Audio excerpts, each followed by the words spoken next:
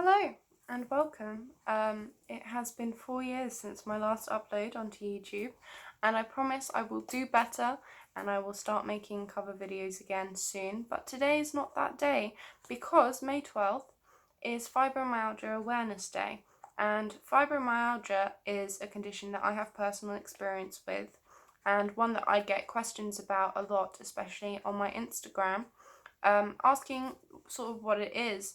And so I thought, what better day than today to make a video raising awareness of fibromyalgia and answering some questions that you guys might have about what it is and all sorts of other things. So before I start, apologies for the scrolling I'll be doing. I've made some notes to keep myself on track because otherwise I will be going off the beaten track and talking for about an hour. And also, if I fumble along the way, I apologise because I don't know how to edit a video at this point in time. So this is going to be a long string of words for me to manage in one go. So we shall see how it goes, but fingers crossed. And without further ado, let us begin. So what is fibromyalgia is the first question I will be answering. Put in simple terms, fibromyalgia, otherwise known as Fibro or FMS, which is short for fibromyalgia syndrome, is a chronic health condition, which means it's long-term and people who suffer from it suffer for several years. So in the case of fibromyalgia, generally, once you receive the diagnosis, you will be dealing with those symptoms for the rest of your life.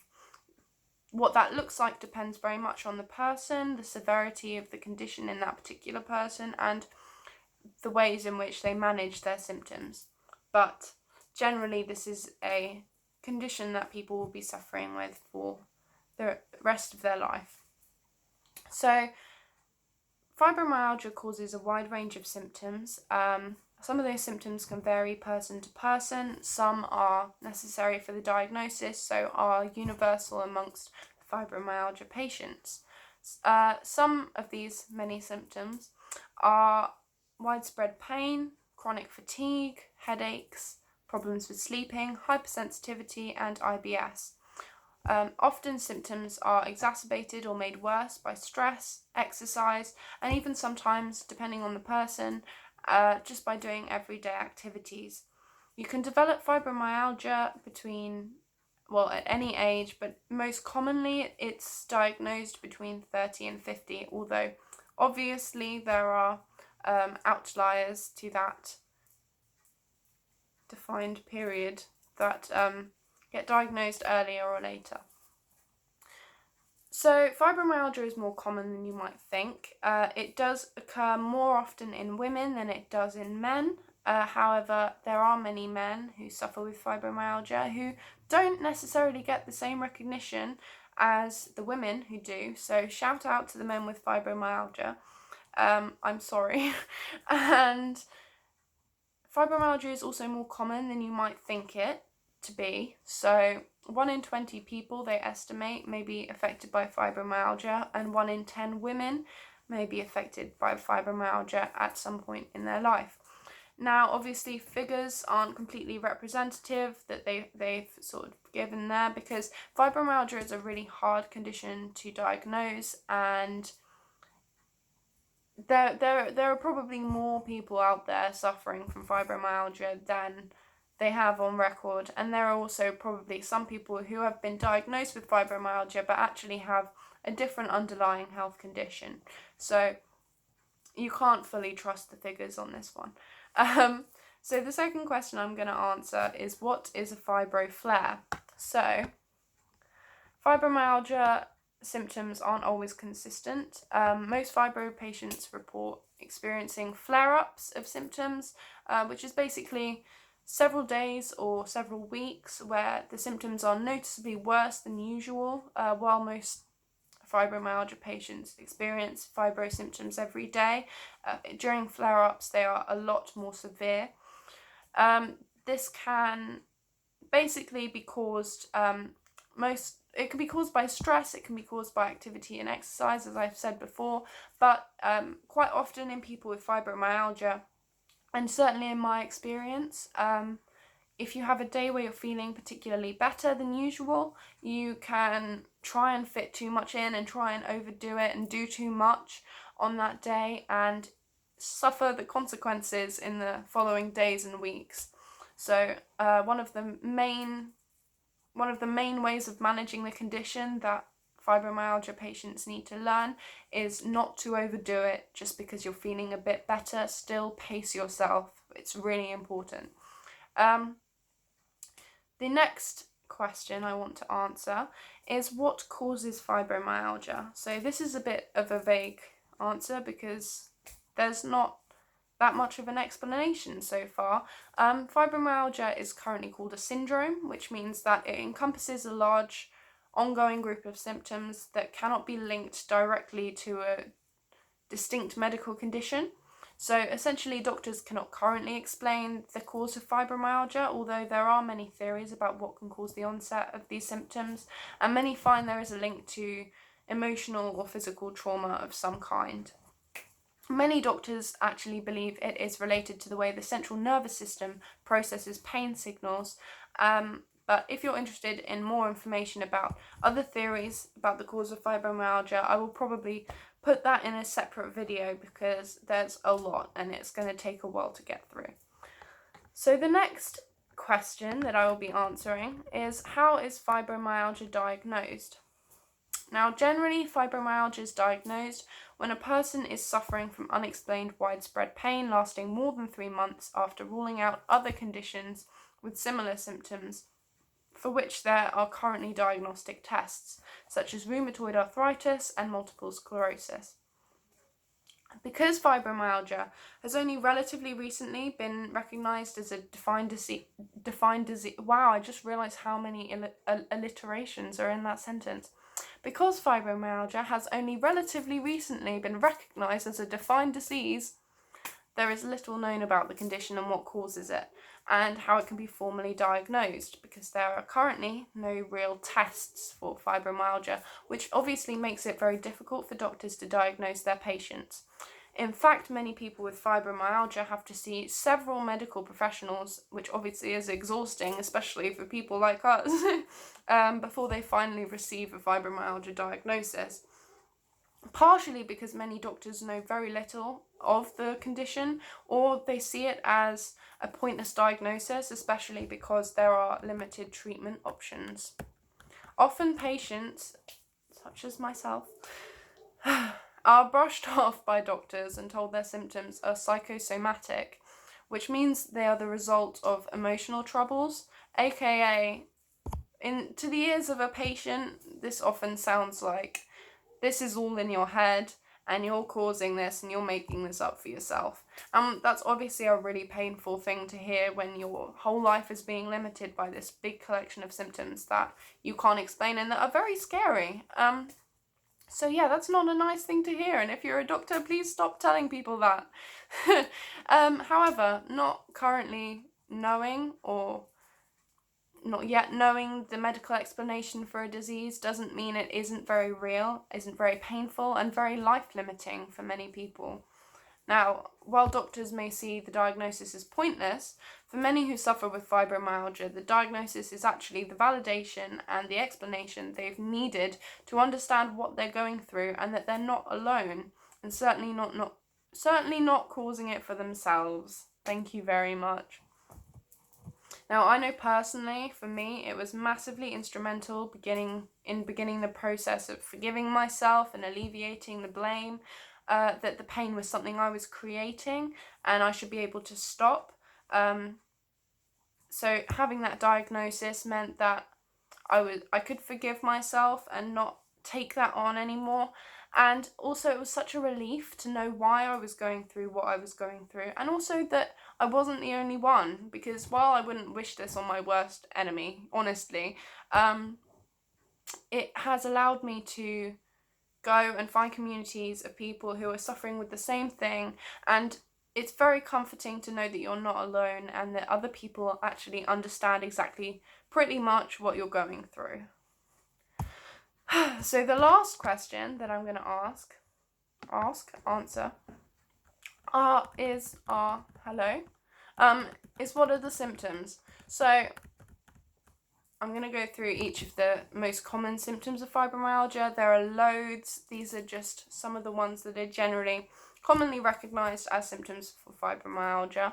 I'm going to go into more detail on some of them, as they may not be immediately obvious what they are, what they mean. So, widespread pain is the first symptom on the list. Now, it's one of the main symptoms of fibromyalgia. Widespread pain basically means experiencing regular pain, which is unexplained, in multiple parts of the body. The pain can feel like a stabbing, an aching, or a burning, or an itching, apparently. No, that's just an itch. In theme for the video, I actually have a terrible backache right now, probably partly because of the way I'm sitting. But that's besides the point. So the pain can feel like a stabbing, aching, or burning sensation. Pain can be better in some places and worse in others, or more common in others, dependent on the person. So everybody has varying experiences of what this feels like, but widespread pain is the general name for what you would call it. Many find that their pain worsens the more they do, although some fibro patients also wake up in the morning with severe pain, which obviously they haven't done much at that point, so it's really not ideal. So the second symptom that I'm going to be going through is fatigue. Now, fatigue is very different from feeling tired, and this is something that fibro patients hear a lot, is they'll say, oh, I've got really bad fatigue, and people will say, oh, I know just how you feel, I've had a couple of hours sleep, I'm so tired. You're not fatigued, and you don't understand. So fatigue is a very debilitating symptom. For people who have fatigue, they can wake up in the morning having had a good night's sleep and still feel exhausted and drained. It's very similar to the feeling many people say of when you have the flu and your whole body is heavy and you can't really move very easily and you just feel completely exhausted. So that's kind of what fatigue is. So when you're suffering from fatigue, there we go. Seemingly easy everyday tasks can be like marathons for people with fibromyalgia and can wipe them out for the rest of the day. So as I say, it is probably one of the most debilitating symptoms and frustrating for the people who deal with fibromyalgia. So the next symptom that I'm going to be talking about is sleep problems. Many people with fibro experience problems with sleeping, such as difficulty falling asleep, staying asleep, or sleeping too long. People with fibro also show less deep sleep and more light sleep and more frequent awakenings during the night. So, poor sleep is a symptom of fibro. There we go. The next one is one of my favourites. Cognitive difficulty, otherwise known as fibro fog or brain fog. So this is one of the most common symptoms for people with fibromyalgia as well, and it's known as varying things, as I say, fibro fog or brain fog. But people experiencing brain fog have difficulty concentrating or paying attention, may find thinking clearly, problem solving and remembering words takes or tasks more challenging than usual. I'm just having a good example of that right now. Words. Hello. Brain fog tends to be at its worst when fibro patients are tired or experiencing a flare-up. So, there you go. And brain fog is just really not great. Like, you can be having a conversation and the words just like leave your head. It's very frustrating. So the next symptom I'm going to be talking about is heightened or hypersensitivity. So this can include being not only more sensitive to pain, which is something that is often associated with fibromyalgia, but also to loud noises, bright lights, smoke, odours, medications, and certain foods. So general sensitivity seems to be a common symptom among people with fibromyalgia. Another symptom, which is one that isn't talked about so much, partly because it's not pleasant to talk about, but I'm not really one of the kind of person to shy away, is irritable bowel syndrome, which is shortened to IBS. It can cause abdominal pain, bloating, nausea, and constipation alternating with diarrhea. So some unpleasant symptoms there that people with fibromyalgia often have to deal with. A symptom that also, well, I don't know whether you would even call this like a common like comorbidity for fibromyalgia rather than a symptom in itself, is restless leg syndrome. So while only 7% of people, healthy people, have restless leg syndrome, over 50% of people with fibromyalgia suffer from this condition. So restless leg syndrome is basically a nervous system disorder which causes an overwhelming and irresistible urge to move your leg or legs, and over time can become very painful and quite debilitating in itself. So some other common symptoms which are more self-explanatory are oh, my throat's getting real sore. That's not one of them, I don't think. Ow, that is. Sorry about that. Headaches and migraines, pain and tension in the jaw and face, muscle stiffness upon waking or being in the same position for too long. Dizziness and lack of coordination, difficulty regulating body temperature, painful periods in women, numbness or tingling in extremities, increased urgency or frequency to empty your bladder, and reduced tolerance for exercise and pain after exercise. Excuse me, I promise I don't have coronavirus. Also, I hope you're all well and coping okay with the current situation. I realise it's really not ideal for a lot of people, and yeah, I hope you and your family are well, genuinely. So, notably, anxiety and depression are also common symptoms of fibromyalgia, as if the rest of the symptoms weren't enough. And on top of this, the emotional consequences of being almost constantly in pain and discomfort and no longer being able to do the things you could once do, such as going out with friends or even working a job, can be extremely detrimental. Fibromyalgia is an invisible illness, which means that it's not immediately visible that somebody might be suffering with it. There are many other invisible illnesses such as IBD, endometriosis, arthritis, CFS, lupus, cancer, Lyme disease. So I implore you to be understanding and kind and considerate to everybody you meet, as you never know what they may be dealing with behind closed doors, if that makes sense. So that sort of concludes my video. I want to say happy Fibromyalgia Awareness Day. I hope this video was helpful, obviously, and somewhat informative. I'd like to say a big thank you for sticking with me throughout the video, as I'm sure I've rambled on for quite a while. And thank you for wanting to learn more about what is a painful and life-changing condition for so many people. Hopefully by raising more awareness, the stigma around fibromyalgia and other invisible illnesses will start to disappear, more research will be done and into the causes and possible treatments for the condition, and just maybe people will start to be kinder and more understanding to one another. One can hope. Thanks again for watching, and let me know below if there are more questions you'd like answers to regarding fibromyalgia syndrome, as there are a few things I haven't been able to cover on this video for fear of overloading you with information. So if you're interested in hearing more about the possible causes or my own personal experience with fibromyalgia or anything else, please let me know in the comment section, and I will try to get around to making a video as soon as possible. So, but for now, stay well, lots of love to all, and thank you, and goodbye.